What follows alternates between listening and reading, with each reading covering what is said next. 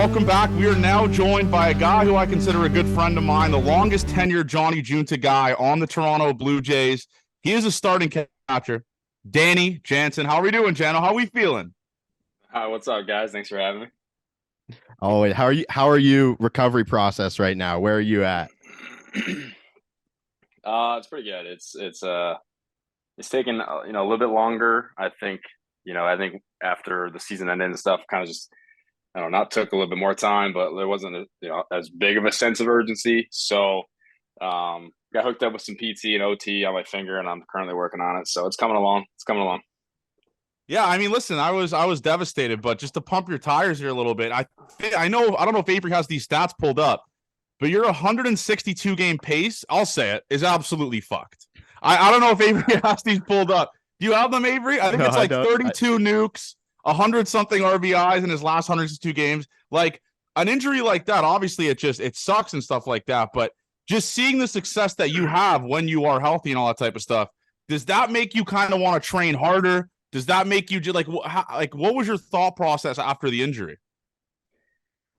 Yeah, I mean, I think just hearing that stuff kind of crushes me. It's like I just gotta put it together, which I know I will, and get away from some of this fluke stuff. But yeah, I mean, it was when I broke my finger, fellas. I mean, it was one of those things where it's like, are you shitting me? Like again, like something like that, where I'm catching a guy on base, got a hand out, just kind of something I've done my whole life, really, and it happens to square me up and end my season and stuff like that. And not being able to play September baseball is brutal. Yeah, I got it here, Johnny. Not a 162 game pace. I'll go the last two seasons. 158 games, 32 nukes, 97 driven in, 242, OPS of 817. That's what the fuck I'm talking about, Jano. I mean, obviously you don't know, like you don't look at those stats. I'm assuming you're not locked in on that, but your ability to kind of just say fuck it. And humble brag, I was at the bar with Guillermo Martinez, and he talked about you, and he said when you go up to the hitters meeting, you say, "Oh, what's the game plan today?" "Oh yeah, pull the baseball." "All right," and then you just leave. Like, is that your kind of mindset when you're at the plate, where it's like you just say, "Fuck it, I'm pulling every single thing on the planet"? Like, where are you out here with this? Just get on the plate and get the head out. I mean, no, it's definitely not as easy as that. But I think, and I've talked to you guys, last year and stuff about it, a little bit. But when I kind of found out what my strengths are, and I always knew it, but when I got back to it, when I was like, I kind of had that screw it moment, and pulling the baseball is one thing that I do well, and getting the ball in the air to the pull side is like my goal, and I think good things happen. And I'll get some hits to right field, a couple times, late barrel broken bat or something like that. But I pretty much found out kind of what I want to do is I want to hunt certain pitches and get my ace swing off. But I think when I'm trying to pull the baseballs, when I'm on time the most, or at least getting my best swing off. You talk about pulling the ball. Rogers Center obviously changed the dimensions this year. Did you see a big change? Obviously, it didn't play as home run heavy as kind of you thought that could be team wise. What did you think of the dimension change? And obviously, you hit BP there all the time. Anything you noticed there? Yeah, I think that I guess when they did that, I mean, everybody's like, oh, they're tons of home runs, right? But I mean, you look at it, double-edged sword, where it's the pitching side, like one of the best in baseball, and that could have something to do with it too, where the balls maybe, I mean, there's some balls that were squared up like 107, 108, 106. It's dead center, the gaps, and it's like, dude, that's gone. The next thing you know, it's caught, or it's it's at the warning track. It's like, how? But I mean, just gotta hit the ball on the line. That's where you gotta aim. You know what I mean? But yeah, those dimensions rock. They rock. I'm all in on the new dimensions. I'm all in. Yeah. So it worked both sides. Obviously, being a catcher and stuff, and so engaged, with the guys, and it was just as a team in general, having that kind of play to our advantage as well is huge too. Did you notice an atmosphere change at all? A little rowdier at all? Yeah. I thought definitely the best fans in baseball. I think they really showed out. I think the new upgrades help with that, of course. And the new bars. Did you guys ever go up to all the way? Come on, Jano, come on. Come on, Jano. Yeah. You've been in every bar there. Yeah. Suit and tie and everything, probably. So your wife obviously came to a lot of games. I know you have a kid and stuff like that now. Did your wife get to experience like the new bars, or your family members, stuff like that? Did they say anything about that? Yeah. I had my wife basically, I don't know if she went like up around the bars, but my family, I had some cousins and uncles and my mom and dad, and I think they found it, and they've seen it before, and they saw it then, this past season, and it's cool. It's really cool for the fans to get that upgrade, and the atmosphere is awesome. It's definitely rocking in the Rogers Center. Yeah, and going into obviously the catching and stuff like that, there's this thing that's taken over the internet. It's pretty much just the old people going after the young people for it. What's your thought process on the catching on one knee? Because I'm seeing a ton of stuff here where it's like people call it lazy. They say it doesn't, like, it takes away from blocking the baseball, but all the numbers are up for blocked baseballs and this year compared to, I think, the highest it's ever been. So what is your thought process on this, like, catching on one knee type of thing? Like, are you 100% for it, or do you find a lot of negatives with it? I don't really find a lot of negatives with it. I think I don't know if it's just too much pride, but I just love the conventional style of it. And I know at first, it might have been giving some stuff up to get receiving. And that was kind of the main thing about it, right? Was to steal more strikes. And the thought process was you might give some stuff up, but guys are getting really good at it, and they're blocking the shit out of it on one knee going, you might not get the terrible slider, which you might have a better chance on with 2 feet instead of one knee down, but yeah, I know guys are just adapting. I think that's what guys do at this level, is they adapt. For me personally, though, I just love not even having the thought of trying to give something up. And I've had my struggles with the glove, especially in the bottom of the zone a little bit. And I know that, and I work on it. And I'll get to that part again. I want to try to dominate it, get better at it. But I just love the conventional style of being, not on one knee for me personally. Johnny, you agree with that? You did a catching course last night. Yeah, I did a catching video yesterday. I broke it down on Twitter. It did pretty well, numbers wise, and a lot of I'm just trying to inspire the youth with that. So listen, I'm for the two, and I'm for the one as well. But it just aggravates me when you got these dummies like Jeff Fry on Twitter saying it's lazy, it's dumb. Like, when there's stats that actually show that catching on one knee actually is fine, and it doesn't like mitigate or take away from the defensive aspect of the game. So that's where I'm at with that, Avery. Yeah, that's not bad at all. So Jano, ton of when we needed a clutch hit this year, it seemed like you were always up. 2 walk-offs this year, some clutch home runs. When you think back on this year, what was like your most memorable swing, most memorable hit, something that you loved from this season? Yeah, I think it was definitely my wife's first Mother's Day, having our son Miles, and the Mother's Day walk-off. And I was grinding all year. I think at that point I might have had like 2 hits. And I think I got a hit there in that game, and then to come up bases loaded, and the selfish play of like dodging that ball that almost hit me right in the kneecap that fell right to the ground. Meanwhile, this guy's like hitting like .05. He can't take it off the knee, but I just reacted, and then hitting the walk-off hit, man. That was so cool. It's just a special moment for my family for sure, and it's something I'm never gonna forget. Speaking about Miles, let's go into dad talk here for a little bit. Because obviously, me and Avery aren't fathers. Obviously, Avery's a little bit closer than I am. No. So what's it like being a dad? What's it like being a dad, man? I mean, obviously, we talked about it last time, but your son's a little bit older now. Maybe is he like more aware now of what his dad does, or like what's it like? What's father like? He's I don't think he's aware. I mean, he just turned 1 actually on the 30th. So, I mean, all he wants to do is just, eat, sleep, and poop still. But he's definitely more, aware of what's going on. He's almost walking. He's crawling. He's on the move. He's everywhere. He's, blabbering, and it's a lot of fun, man. It's definitely, keeps my wife and I on our toes. Always on the lookout and stuff like that. But we have a lot of fun with him. So you've been the longest tenured Blue Jay to this point. We do a lot of chatter about the Blue Jays uniforms, the black Blue Jays uniforms. The Jays don't have a City Connect yet. You get to design the City Connect jersey. Where do you start? What thought do you have? Great question, Abe. I would try to like maybe put like maybe the skyline on it for sure, and have something about the 6. Yeah, let's just take that tattoo and just make it a jersey right there. Yeah, I know. The sky. You want the skyline? Like, what color are you thinking though? You going with black? I'd probably, yeah. I mean, we have the red, we got the baby, we got, obviously the royal. It's like, let's go black on black pants. Do the players hate the Reds as much as we do? Because I don't know what it is. Like maybe it's just because, like I said, I eat, sleep, and breathe Blue Jays baseball. I just hate them because I feel like you guys always losing them.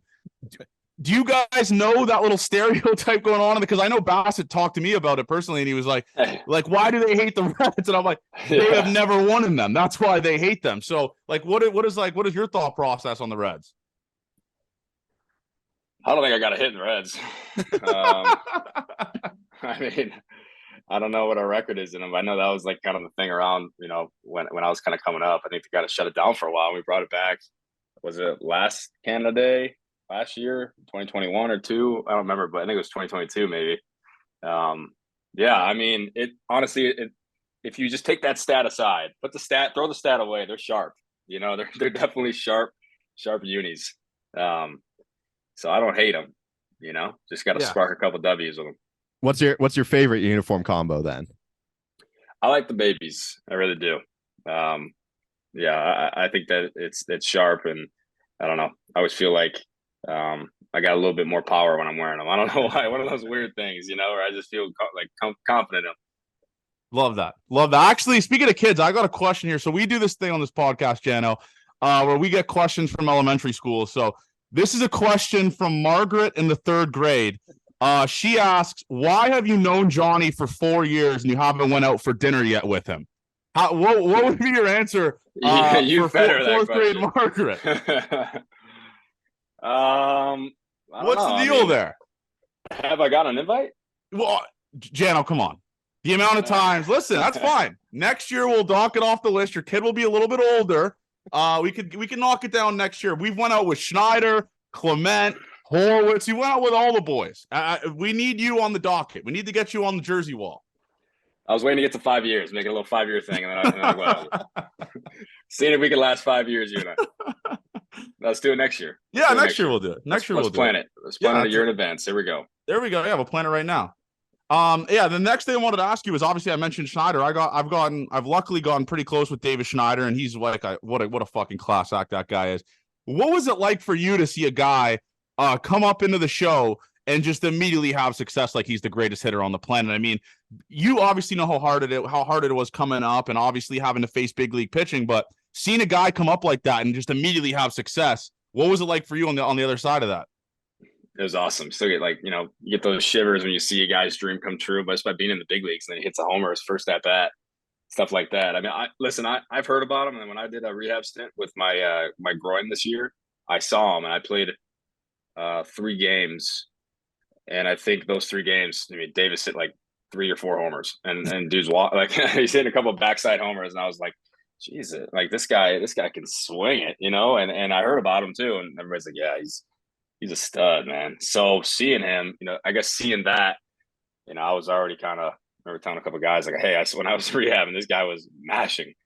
And then seeing him do that, what he did, I mean, he's in the history books. And how cool is that? Like he's cemented himself in those books. So that's pretty cool.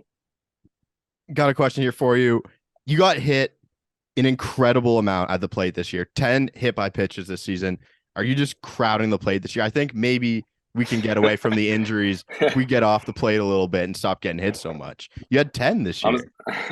I'm just going to get a whole, whatever body armor I can get, just all the way on my whole body. No, I thought I was on the plate a little bit more.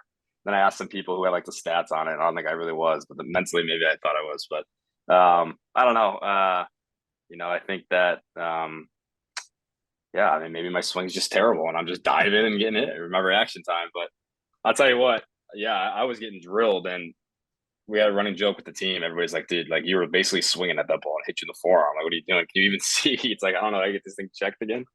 But yeah, definitely not something I want to. What's funny is I actually remember telling KK, told Kiermaier, I said, I don't know why I said it, but I was like, I have not gotten hit yet this year.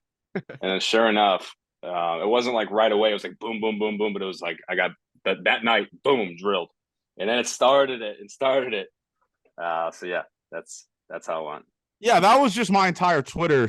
All I tweeted was just, why the fuck is Jano keep getting hurt? Let me read some of the tweets I've done that I've done pretty well on Twitter about Danny Jansen. Just so you know, because I know you're not locked in on Twitter. This is how big of a Jano guy I am. Sex is great, but have you experienced the Danny Jansen 2-run home run to tie the game with 2 outs in the ninth? That's one. If Danny Jansen is hurt, I am hurt. That Danny Jansen home run was baseball's version of Viagra for the Toronto Blue Jays. Where's the I have asked Danny Jansen to control his social media and was respectfully denied. So yeah, listen, we're big Danny Jansen guys, man. That's where we're at with this. I've turned Avery, and all Gate 14 Nation knows I'm a massive Danny Jansen guy. But let's go into, I mean, obviously, like Avery mentioned, you are the longest tenured Toronto Blue Jay. And obviously, like Bassett talked about on the podcast, stuff like that, about the vibes in the locker room of how like fun it was and how fun this team was. What was it like for you? I mean, obviously you traveled with the team when you were injured and stuff like that. How electric was that locker room, especially with the implementation, big word, of Brandon Belt? Implementation. Yeah, it was great. I mean, it was some of the most fun I've ever had. You know, I mean, it was just a professional group of guys that want to win, are hungry for winning. And then we just have a good time too. After a W, we celebrate, we have a good time in the clubhouse and all. And then, you know, it's just great time with flights and everything. It's just a lot of fun with the group, with the group we had. And that you're playing with each other for so long. It's such a long season. And when you got chemistry like that, and you got, you know, everybody's got each other's backs, and within the clubhouse, like, you know, it's a lot of fun, and it makes the season, you know, almost fly by. But it's a great time.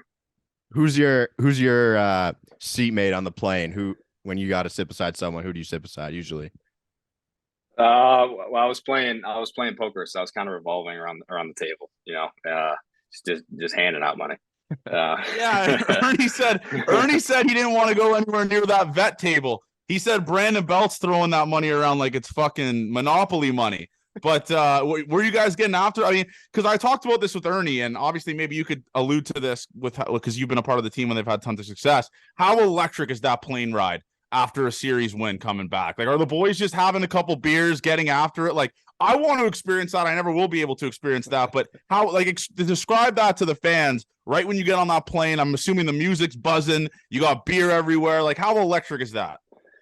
No, it's great. I mean, it's yeah, there's like 3 speakers going on, different music, you know, guys who are trying to sleep, you know, it might be tough, but yeah, you know, having some cold ones, and you know, personally, you know, I like to play poker, so it's a lot of fun to do that too. Definitely there's an A and a B table, you know what I mean? That's but yeah, it's a lot of fun. So it's, especially after a W, man, especially after a, you know, big win. Obviously everyone's huge, but a series win or all these things, you know, and it's just like a grind, and then it's the time to, hey, we're celebrating with the boys. You know, it might be getting it at 2 a.m. or whatever it may be, but we're gonna do it together. You know what I mean? So it's a blast. We asked some of the Discord, some of the Gate 14 Nation, a couple questions that they wanted to ask you, Jano. One here was, what is the pitcher that you enjoy working with the most? Obviously, you like working with anyone, it doesn't matter, but just one on the staff that you really enjoy catching. Yeah, it's tough to narrow it out. I love, you know, being with you know, with Gauzy, and you know, I didn't catch Bassett a whole lot, but working with Bassett's definitely a treat. And the guy's got 30 pitches. So yeah, how are you supposed to manage that? Yeah, I mean, it's just, you know what, like Chris Bassett, you know, he's a specimen. Obviously 200 innings too, which is incredible. One of the better sinkers in the game. You know, that's what it is. And he's also got a cutter, sweeper, curveball, slider. You know, he's got all these things. And I remember catching him in spring training in a game. He like threw me the reins right away, and I'm just getting to know him. And we were talking, or we were playing like an inter squad game or something. It's like, dude, I don't even know where to start right now. Like, I think, you know what I mean? Like, you got so many options. Like, I try to get in his head, like, what does he like to do? And, you know, probably like halfway through the year, it's like, okay, I kind of got a feel of it now. You know, he thinks a certain way, and that's what makes him great. You know, that's really what he does extremely well. You know, he's got so many different pitches. Does he make it easier on you when he calls his pitches, or is it just a whole different kind of scenario for you? It's kind of weird. It turned into, because you got to imagine for him to be on there, like, he's thinking so much, like, hey, like, let us, you know what I mean? And we had that combo, and like, it's like, okay, it started being like, whether it's Kirky or I, like we're calling it. And then he has obviously the freedom to shake, and he might get into a rhythm, where he's throwing dirt. He's almost kneeling down and doing all these things, walking to second base. He's thinking, but it's tough, man. It's so tough to be able to, like, every single pitch you got to call, right? But that's what comes down to game planning, and he's really good in the game plan. In the meetings, talking about what he wants to do. He gives us a great idea and the attack plan of what we're going to do. And of course, baseball, you got to adjust, right? You got to adjust accordingly. But at least we have a start. What were you gonna say? Good. Okay, no, you interrupted me. Go ahead, dude. Go ahead. Yeah, fucking Christ. Sorry, Jana. I listen. Speaking about pitchers, I wanted to talk about this because my dumb brain would have forgot about this in half a second. You say Kikuchi, a guy that we've been on the bandwagon on since last September. We started Cy Young. We started Kikuchi Corner. What was it like seeing that guy have so much success this year? I mean, not out of nowhere, because he works his ass off. It looks like he cares so much. What was it like for you being on like the receiving end of watching him go about it day in and day out and catching him every fifth day? Because he was insane to watch. Even post All-Star break, he was like the best pitcher in baseball. Yeah, it's great. Like you said, the guy works his ass off. I mean, he really does. He is a strong man too, and he's hilarious. He's a genuine dude. He's awesome. Nobody wants to work harder and go out there and win for his team than him. So. It's great. And you put in all that work. I remember he showed up to Florida a little early last spring, was kind of cleaning up his motion a little bit. I mean, definitely, a little bit of a perfectionist, right? And that's another thing that makes him great. So it's cool. You see it and it's like, okay, like you're not really like surprised because he works his ass off and he's got one of the better fastballs and he's got good stuff. But there's a time too, earlier in the year, he's throwing sliders like 92 and he's like putting them where you want it, taking them out of the zone. We used the splitter a lot more early. The splitter was like 91. It was almost like a sinker. And, even like, when that velo drops a little bit with the slider and stuff and kind of, go through the season where you're manipulating a couple things, but still, I mean, the guy gave us a chance every time he went out there, and that's all you can ask for. Right. And he had a great year, and it's, extremely happy for him because he's awesome, man. Well, we met him on the field one time, and I had the take that I thought his English was fantastic. Let me get this straight. He has perfect English. He could speak English. It's great. We're gonna get him on, Avery. I'm gonna talk to the. I think it's genius because hearing him talk is perfect conversation with him, and it's like, you have the translator. You don't have to talk to the media as much. It's just an awesome job. I do the exact same thing. If I was, I would do the exact same thing. I really would. Especially some of the guys you guys have to deal with, I feel bad for. But so another thing that I want to talk about with you is obviously we've gotten pretty close with Eric Swanson on this podcast, and I believe you have as well. What's Swanee like? Because I talked to a lot of the guys on the team, and they say Swanee's one of the best chirpers on the planet. I've been on the receiving end of a lot of Swanee chirps, obviously. What is our guy Eric Swanson like? Yeah, I mean, he definitely can chirp. He's quick with it too. He'll pop right off. But I mean, I think that he's he's got that intensive side, and he's got that that side. He's on the mound and stuff like that, and then he's off. I mean, he's just easy going, man. He's a good dude. I've heard nothing but good things about him too. Coming in, with the team this year and stuff like that, and I was excited to meet him. Even though we have this running joke, like I texted him, so hey man, welcome to the team, and it took me like a week to answer me back, but we'll he'll say it's like 2 days, but. So right away I was like, this guy, I already hate him. But anyways, no, he's great, man. He's awesome. He did a great job for us. Again, guy, he's a pro, works hard, and he'll chirp. He's not afraid to chirp at you. And I'll tell you this funny Swanee story, bro. So when Swanee was injured, right? When he was injured for like a 2-week span there. We were doing Gate 14 podcast. We live stream the games, we get our reactions and all that type of stuff. So a lot of the people in the chat will have like burner fake names. So there's this one account that just keeps fucking going at my neck. He keeps chirping me, and his name's Eric Swanson on YouTube. And I'm thinking nothing of it. So I'm eating during the stream because it's late. And he's like, are we gonna watch this fucking loser continue to eat, or are we gonna watch a baseball game? And then I was like, Swanee, if that is fucking you, I'm gonna be pissed. Then he texted me, he's like, it is me, motherfucker.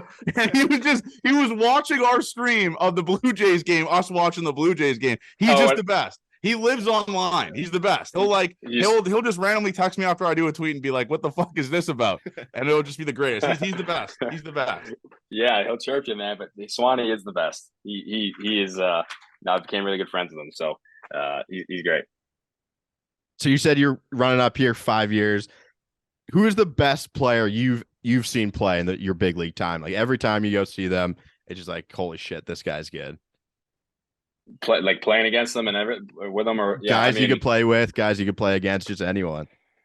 Yeah, I mean, every time play Corey Seager, he's got like 10 hits in a game. You know what I mean? I feel like he does that to everybody too. I mean, the guy's a specimen, and I mean, watching Vlad my whole career too, talking about guys on our team, Vlad and Bo, those guys are great. And I don't know, I think Shohei too, another guy. I mean, kind of the guys you almost expect, right? That are, and I'm going to throw David Schneider in there too, because that guy's electric.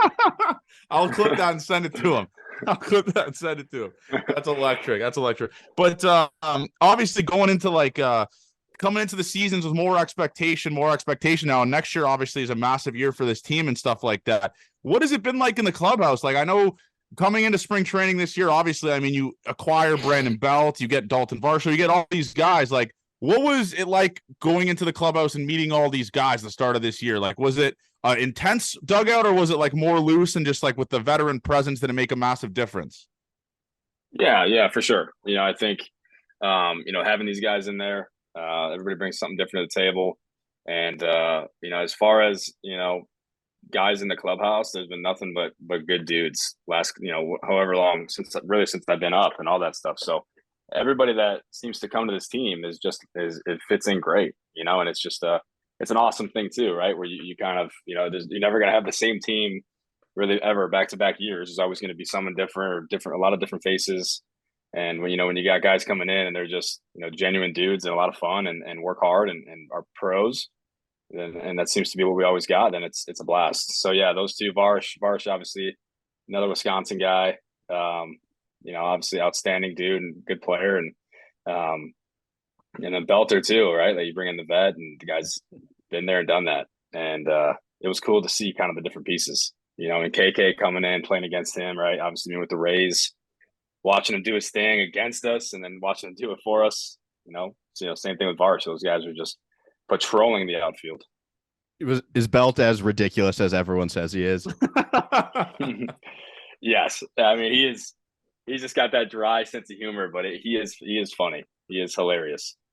We circulated a picture of him on the internet in Pittsburgh that I think you told me, or Swanee told me, that got back to him, that someone took. It was on the Blue Jays' actual social media. It's a crazy pic. I don't know if you know what picture I'm talking about, but it is a wild fucking pic. It's a wild pick, but it's great for his ego, I'm assuming. He seems like just the greatest guy of all time. But who's you're obviously another long tenured Toronto Blue Jay is Tim Meza, and I know you've gotten really, really close with Tim. What's he like? I mean, there's not really much of him out there. I mean, I don't even think he's on social media, but what is Tim Meza like off the field? Yeah, I think that, Tim, obviously likes his privacy, probably off the field, especially with the social media stuff, but Tim's just a family man. I don't know.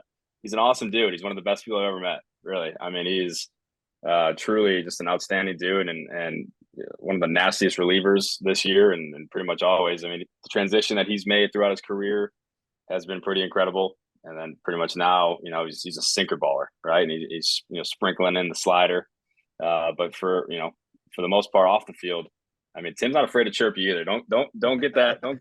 He doesn't seem like that at all. He really doesn't. I know. He's the silent assassin. He's. But it's just like, I think everybody kind of goes after him too, because he's such a good guy, and he gives it right back, and it's all good fun. It's Swanee and him. Those two guys. You can imagine those two chirping at each other, and you wouldn't expect it, but Tim will give it right back, and it's a good one always too. And he's I mean, I can't say enough good things about him. And that's Tim Meza. So you're going into this offseason. What's one point of emphasis you're kind of thinking on improving over this offseason, or something you're working on, thinking about? Yeah. I think I'm going to hammer out some catching stuff for sure. I think that, obviously you're going to keep up with the offensive things. As far as like skill stuff, Definitely want to do some things receiving wise. Like I said, I'm not on, I don't want to be on one knee. So I think that I have to do a little bit extra just to kind of help out with that bottom pitch that I've kind of been struggling at. So that's something for me personally that I'm working on. And then, I mean, I hate to say it, but it's kind of the ongoing thing. I'm just trying to bulletproof the body to be good to go, and I know that, I had a groin, but I feel like I came back in like 2.5 weeks, came back pretty quick on that, but the finger is kind of, can't really control it. You can't control this. The ways you get injured, you have no control over. It's not like, I mean, there's really nothing you could do. There really isn't. Well, I think like the injuries in the past, especially the soft tissue ones, I've learned from them. It's like, fuck, I'm I had an oblique and a hammy, and it's like, okay, what do I got to do differently? And I start doing them, and then the groin is that was a weird one. That sucked, but I came back quick, and you learn from all these things, or at least I did, and it's like, okay, doing different activation, doing different prep, doing different things post stuff to kind of help me out. With a broken bone sucks. I mean, that's just that one crushed me because it's like, well, I can't control it. But it's also like, okay, put me at ease a little bit because you really couldn't. But it's also like, why? Yeah, you know what I mean? But yeah. So yeah, off season stuff. I'm just trying to bulletproof the body, obviously get strong, and also try to be more durable in a way. And I think that's just bulletproofing different parts of my body. And I know I can do it. And Avery talked about it earlier. I wanted to go into that Detroit Tigers home run that you hit at Comerica Park because that was the most ridiculous shit I've ever seen. I mean, obviously the guys got the. By the way, I don't want to say it was our fault, but we were at the no hitter. We drove to the no hitter, and the entire internet blamed us for that. Like I had to sign up. I had to it's gotta be you guys. I had to mute everything because I was getting body bagged on TikTok, Twitter, and Instagram because we were obviously the problem.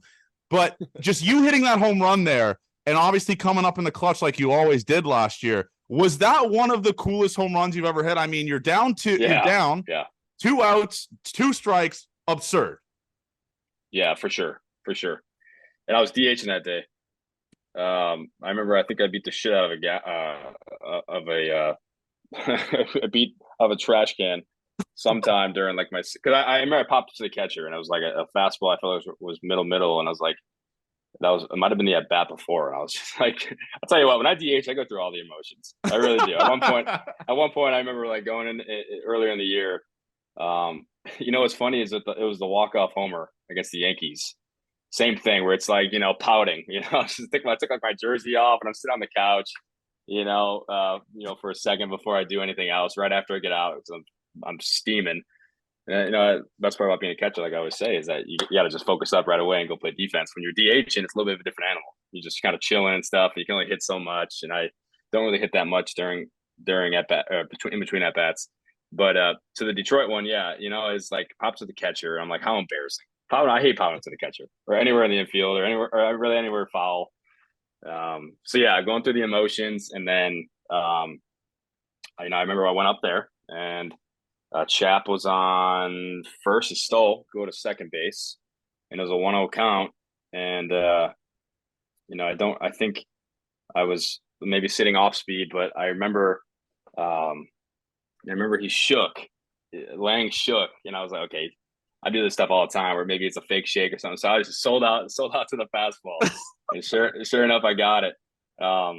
And that was definitely one of the coolest, And Lang, the guy that hit off the closer, he's nasty. I mean, that guy, through every time I faced him, it's anybody you watch him pitch, and he's got one of the better curveballs in the game for sure, and his sinker's 97, 98. So, I was definitely just kind of selling out to the heater, and I got it, and it was cool. Definitely 2 outs, 9th inning. Yeah, I felt like a bad man for sure. So you got Jordan Hicks come in at the deadline. That fastball, is that the fastest you'd ever caught before? Like fastball that velo? Yeah, especially with that movement too. There's one thing to catch, 102, straight, but when you got that action, it's definitely, it's different at first, but then again, you adjust. The first game, I do actually remember that Cleveland game when it got a little dicey. You guys remember the one I'm talking about? Where Yeah. It was. I think he loaded the bases. I want to say with 2 outs. If I remember, I'm like the Rain Man of Blue Jays games. Yeah, you remember every one of them. Huh? So that's exactly it. And then there was one time I took a heater off my ankle. I think I might even still have a little bit of a bump, but I definitely kick saved it, which is great. But yeah, it's he's great, man. He's a great dude, and coming in and the way he can locate his sinker, and he's gonna go right after guys. He's got the four seam as well. Slider kind of plays with different speeds. But as far as that fastball, I mean, I think it's coming in hot, and it's got some action, so you could definitely use that to your advantage and how you game plan with it and stuff. So it's great. If you were a pitcher, Jano, and you could choose 4 pitches, what's your arsenal? You've caught a ton of it. You've seen a ton of it. What are the 4 pitches you choose on the mound? I'm throwing nothing straight. Nothing straight at all. Definitely gonna have a knuckleball in there at some point. I feel like I have a decent changeup. Okay. When I just fuck around with it. But I don't know. Probably throwing like I don't know. Definitely nothing straight though. I'm gonna come at sinker, knuckleball, circle changeup, and then definitely gonna have a big bend in there too. Just a slow Ryu curveball at 62.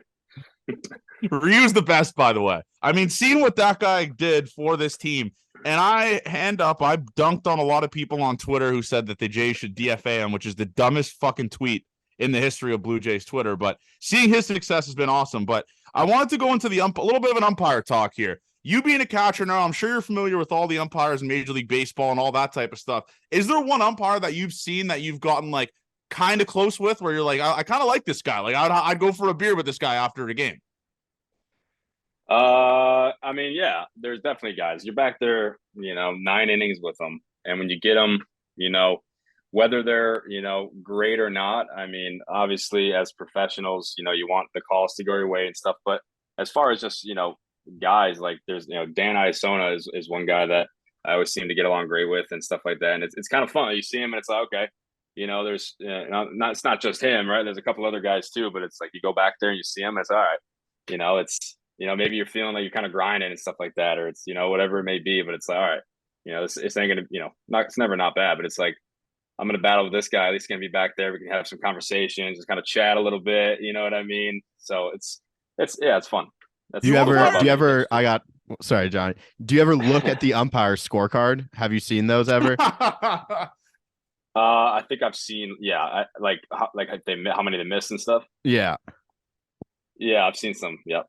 Yeah, those are I mean, a lot of those are kind of skewed, I guess, like with just like where you're set up and all that type of stuff. I don't really look too much into the umpire scorecard, but is that like a normal thing though? And umpires, like, do a lot of the umpires like swallow their pride and they will tell you if they miss a call? Like, will they be like, that was on me, Jano? Like, I fucked that up?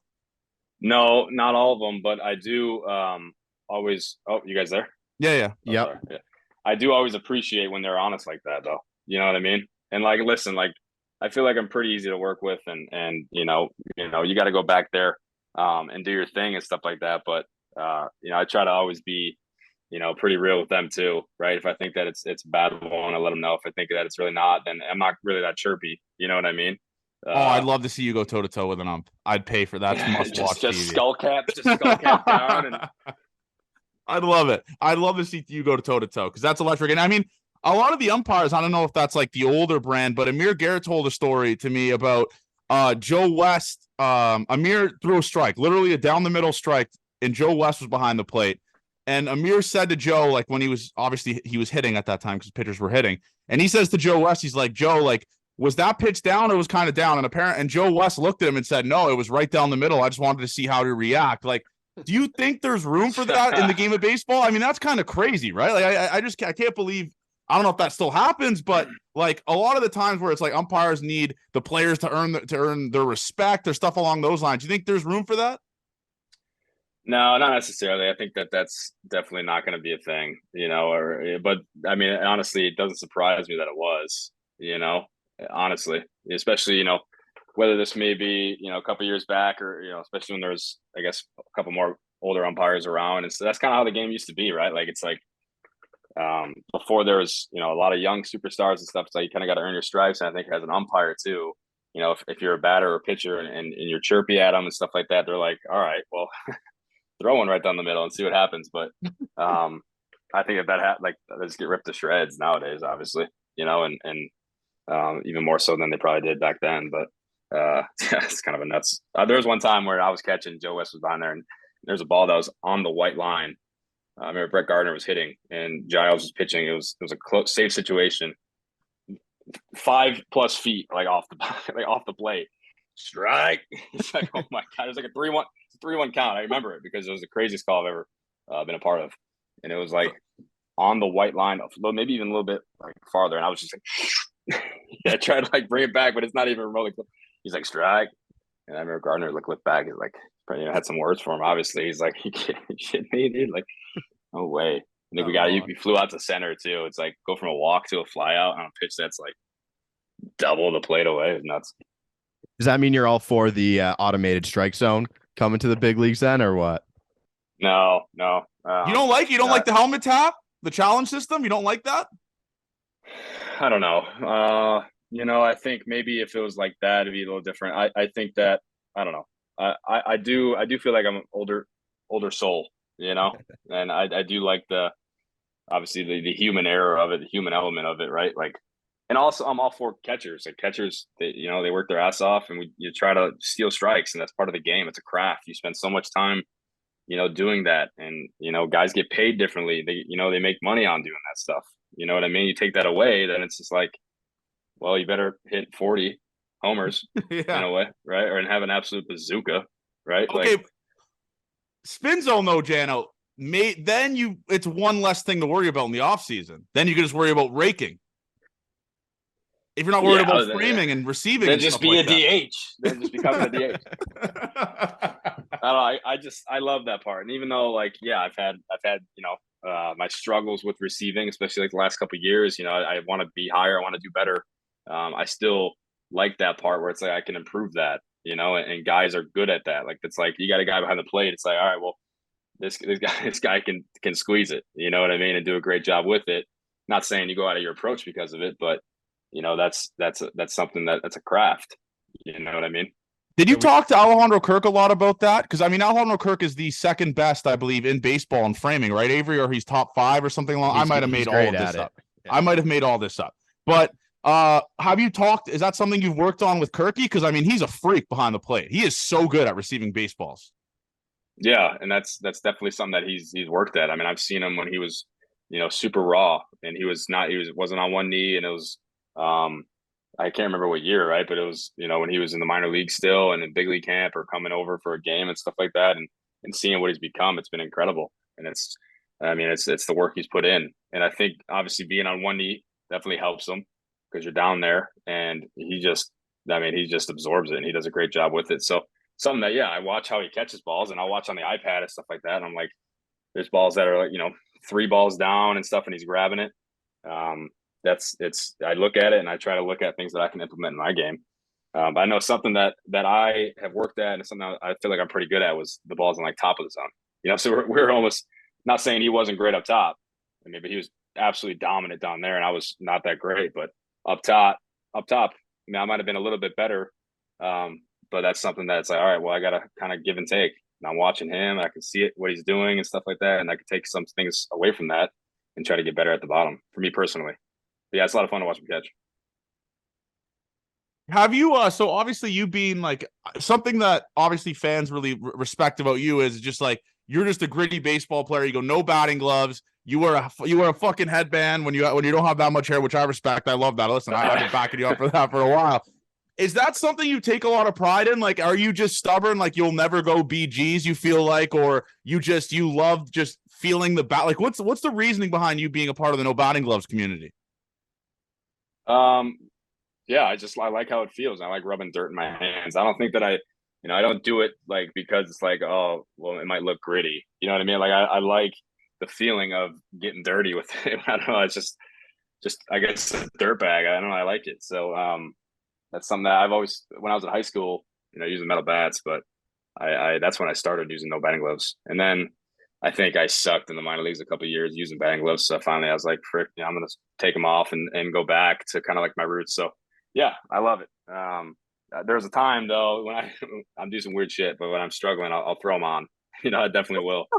But yeah, I remember seeing a tweet I think Ghazi put out about like it was one of the I hit a home run in Texas. I was DHing and I saw something on like, yeah, he's just like he wears a headband, doesn't even have any hair. Gossman's so online. I feel like Avery. I feel like we have a good chance of getting Gossman. I'll maybe talk to Bassett about that. Gossman needs to come on this podcast. We've been pumping this dude's tires for 2 years now. Like he better come on the show. But we need to talk about Jano's a hair haver. Like you have hair. There's no reason for not having. Yeah, that's great head of hair. You have a great head of hair. You do. I do. I do. It's my best quality. But I also like the feeling. I like the feeling of, I don't know. I know Varsho is doing it too, and he just went. He shaved his head, hit a homer that night. It's like, all right, here we go. I mean, I'm doing it too, and it's also nice though. I don't know. It's nice. It's nice in the summertime. It's so hot and stuff like that. It's a different feeling. And I've had long hair kind of for my whole career and stuff until last year. I did it in like September, and then I did it again this year. I think twice. I had it for a while actually, almost like a whole year in a way. But yeah, it feels good. Kind of when you're sweating, it's a nice feeling, different feeling. But I'm doing it for Knox too, trying to get him. Yeah, and listen, this is the second last thing that I wanted to talk about. So obviously last year you guys had the best defensive outfield in baseball by a substantial margin. You being behind the plate and having pitchers meetings and talking to the pitchers and stuff like that, game planning. How awesome was that? And how fun was it for you to be behind the plate and know when a ball's going to the outfield, there is a very, very high percentage chance that shit's getting caught? Yeah, dude, it's great. I mean, it's like I said, those guys are patrolling it out there, and Georgie and Wright too. I mean, dude was making incredible plays out there, and KK and Varsh, and even Witt when he's out there too. It's these guys that can just run it down. So in a way, it's like, obviously we're going for, weak contact and then punch outs and all these things, right? But if the ball's hit, especially the way our park played this year, it's like, okay, I mean, don't be, we're not going to serve it up, middle into a guy, right? But it's like, if there's time to pitch the contacts in a way and the ball's hit, like we got a good chance of snagging that, So yeah, that was huge.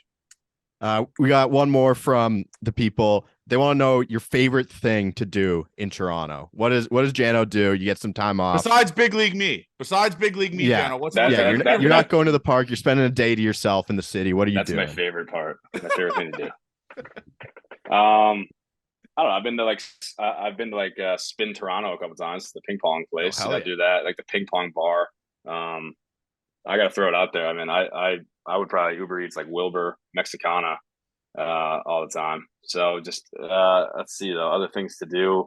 I mean, what's the aquarium? I guess I'm in dad mode. What's the aquarium?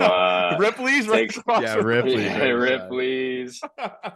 Takes some long walks. I don't know. Played golf once. That was fun. I think we played it like maybe the paintbrush. Is that Devil's Devil's Paintbrush? It's an all-time track. That's a fuck track. That course is insane. The links one, maybe. There's a links one. There's two paintbrushes, I think. Yeah, that's a but I don't remember. But yeah, other than that, I mean, I when I got a day off and stuff and my family's in town, we're chilling, we're trying to get out though, trying to walk around, do stuff, especially with a kid that's under one, and it's just like get him out of the house, go for a nice walk. But yeah, that's it, man. I do enjoy Toronto though. It's a great city, and especially in the summertime and all that. Let's get you a contract extension, man.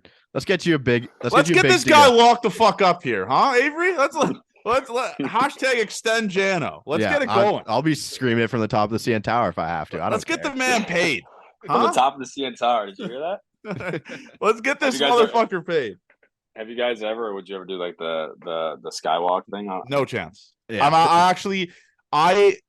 Me and Avery were at a college a couple weeks ago, and we were just going up and down a hill, and I almost puked. I hate heights. I hate rides. I hate everything. I hate everything that has to deal with height. I hate it. I think I would do it once. Once. Yeah, I'm with you too, Avery. Maybe once. I couldn't do it. So this is the last thing. I think I'd puke halfway up the CN Tower. I've never been up. It's not that bad, man. Yeah, it's not that bad. It's got glass that you can like walk on and look down. You probably love that. Fuck, that would kill me. But so this is the last thing that I want to talk about. Obviously, I mean, going into next year, I mean, what is like? What do you have you set goals or like? Is there anything like? Do you really tap into your numbers and like see your pull percentage or K percentage, all that type of stuff, or you're nothing? You don't look at any baseball savant, none of that stuff. No, I don't like to. I respect that. So I mean, what do you like? What are your off season plans here? Like, do you guys have any trips planned with the kid? Like, what are you doing here in this off season? Yeah, man. I mean, it's just like, we're in Illinois, we're in Chicago, and it's big thing. Got my son's birthday party coming up, so that's gonna be a big one. But really, just kind of enjoying it. It's enjoying it. The off season does fly by. It's one of those things where you really get to enjoy the family time and the downtime, but also. I've been working out. I was on the shelf for a little while during the season, so I didn't take extra time off. Felt like I was getting a little big. I needed to do some working out and stuff like that. So it's great when I hop back into it and stuff like that, which I've been doing. And obviously with this finger, trying to get it right. So my main thing right now is getting this finger right and then continuing on working out and stuff like that and doing some catching things and getting the bat going. Maybe not have a 1 for 70 start again this year or next year. But yeah, other than that, I don't really like to look into the stats and stuff like that. I just want to do everything I can to bulletproof my body, get it ready for the season, ready for the grind, and carry on. Take it from a guy that had a lot of 1 for 70 stretches. It's not how you start, it's how you finish. It's how you finish. Well, listen, Jano, man, anyways, I'm pumped for you. Just looking back on it, man, at our friendship, for example, 4 years ago, we were playing fucking Rocket League till 3 a.m. Now you have like a full-blown family and a kid. So it's awesome to see. And obviously you're your household name now in Toronto. So I truly do think we wouldn't be here. I wouldn't be here if it wasn't for you taking a chance on me 3-4 years ago coming on this podcast. So I appreciate everything you've done for us, man. And keep doing your thing. We're pumped for you. I can't wait to see you again next year and obviously fully healthy. And we really appreciate you taking all the time to come on this, man. Yeah, absolutely, guys. You guys are great.